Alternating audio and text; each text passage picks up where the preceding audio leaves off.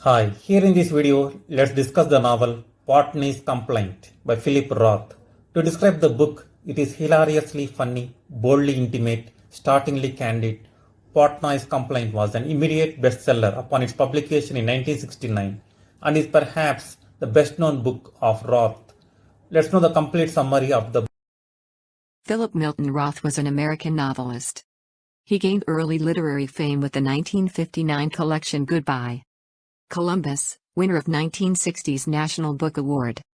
Cemented it with his 1969 bestseller Portnoy's Complaint. And has continued to write critically acclaimed works, many of which feature his fictional alter ego, Nathan Zuckerman. The Zuckerman novels began with The Ghostwriter in 1979. And include American Pastoral, 1997. Winner of the Pulitzer Prize. In May 2011. He won the Man Booker International Prize for Lifetime Achievement in Fiction. Portnoy's Complaint is a 1969 American novel by Philip Roth. Its success turned Roth into a major celebrity, sparking a storm of controversy over its explicit and candid treatment of sexuality. Including detailed depictions of masturbation using various props including a piece of liver. The novel tells the humorous monologue of a lust-ridden, mother-addicted young Jewish bachelor who confesses to his psychoanalyst in intimate, shameful detail, and coarse, abusive language. Many of its characteristics, such as comedic prose, themes of sexual desire and sexual frustration, and a self-conscious literariness, went on to become Roth trademarks. Citation needed in 1998. The Modern Library ranked Portnoy's Complaint 52nd on its list of the 100 best English-language novels of the 20th century. Structure and themes. Structurally, Portnoy's Complaint is a continuous monologue by narrator Alexander Portnoy to his psychoanalyst, Dr. Spielvogel. Roth later explained that the artistic choice to frame the story as a psychoanalytic session was motivated by the permissive conventions of the patient-analyst situation, which would permit me to bring into my fiction the sort of intimate, shameful detail, and coarse, abusive language that, in another fictional environment would have struck me as pornographic, exhibitionistic, and nothing but obscene. The novel is set primarily in New Jersey from the 1940s to the 1960s. Portnoy is a lust-ridden, mother-addicted young Jewish bachelor. And the narration weaves through time describing scenes from each stage of his life. Every recollection in some way touches upon his central dilemma. His inability to enjoy the fruits of his sexual adventures even as his extreme libidinal urges force him to seek release in ever more creative, and, in his mind, degrading and shameful, acts of eroticism.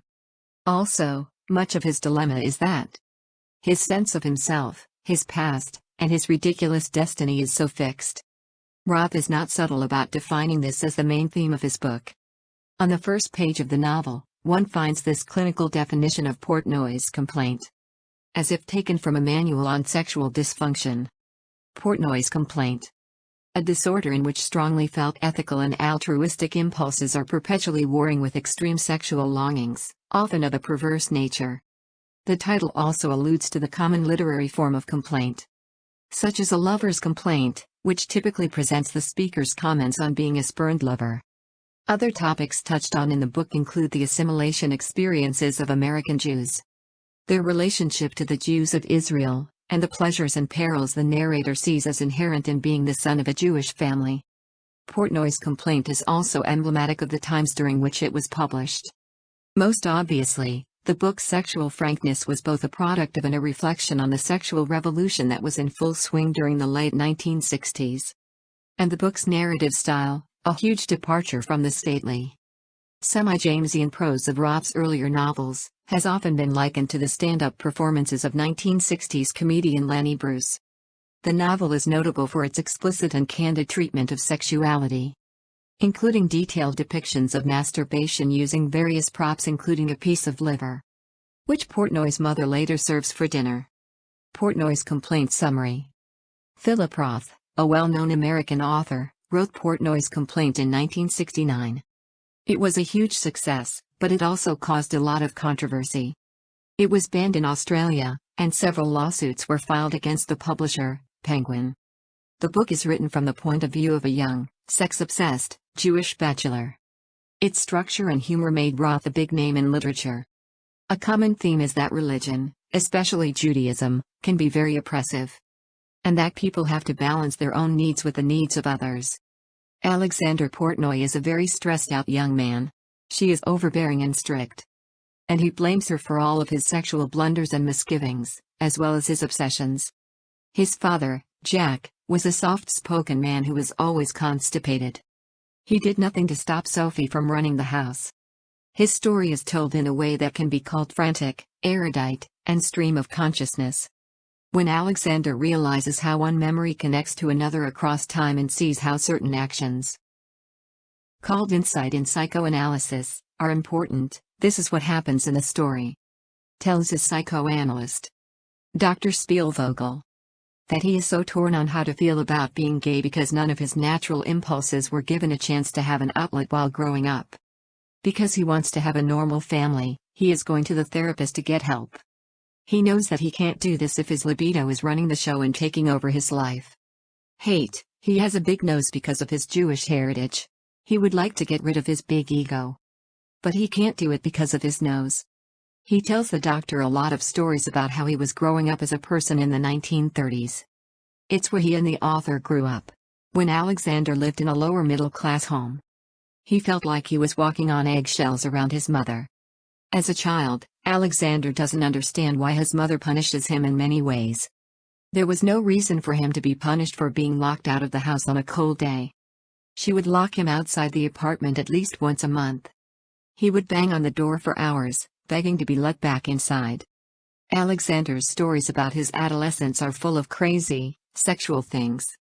Puberty is a time when Alexander doesn't have intercourse with Bubbles Girari, the daughter of a local crime boss. Instead, he pees in his own eye. He dreams about going blind and then having a dog that can see. Though the animal would be there to help him, his mother wouldn't let it happen. He tells Dr. Spielvogel that everything in his house could be a source of overreaction, from poor grades to slouching or eating fried food with his friend Martin Weiner. This is what he told him.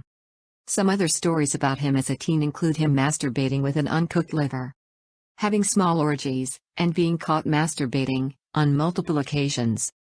A bad three-way at a young age only makes him more addicted to sex and more afraid of having sex. Having sex is not a pleasure for Alexander. It's more of a duty. It's just not possible for him to think of anything else until he gets all the sexual energy out of his body. I don't want to see Alexander get into a fight with someone else.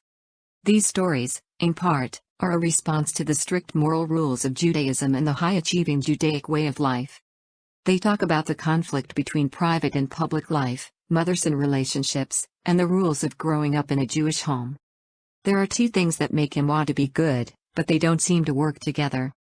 His culture doesn't allow him to have sheikhs, non-Jewish women, because they aren't his kind of thing. During college, he meets Kay Campbell. They often have sex, and he often sees her. He calls her Pumpkin because she has a pale red skin tone and has Protestant genes. She is the type of woman he wants to marry one day. Marrying her would help him adapt to life in the United States. But their relationship doesn't work out, and so does his next relationship with Sarah, who is very similar to Kay in many ways. Alexander is a big fan of kinky sex. But every time he does something weird, he feels bad about it right away. People will find out about him in his sex-crazed life and he won't be able to work. When he works for the government, he is called the Assistant Commissioner of Human Opportunity. He is very good at his job. On the surface, he looks like a good politician. But when he's not at work, he hires prostitutes to work. Alexander thinks that he doesn't play a big part in life, even though no one else thinks that way. None of his relationships with women as an adult have worked out. Having doubts about his Jewishness and being angry about how his parents raised him make him feel isolated, afraid, and alone in the U.S. This is a country that, at first glance, should give him all the freedom he wants, but it doesn't. He talks about how the monkey, a woman he nicknames because she can get into any kind of sexual position, didn't work out for him. Neither Naomi, a liberal Jewish woman from New York City, nor his own values and history can sustain a relationship with him, so he can't have one with her. Her looks so much like his family. He can't get even close to her. Yet another sign that Alexander can't deal with his past. He doesn't want to look back. Portnoy is fully in line with psychoanalytic theories and free associates all through the book. But his implicit and explicit confessions don't help him or give him any mental clarity. At the end of the book, his psychiatrist asks him if he wants to start again. End of the topic. Thank you. Thank you.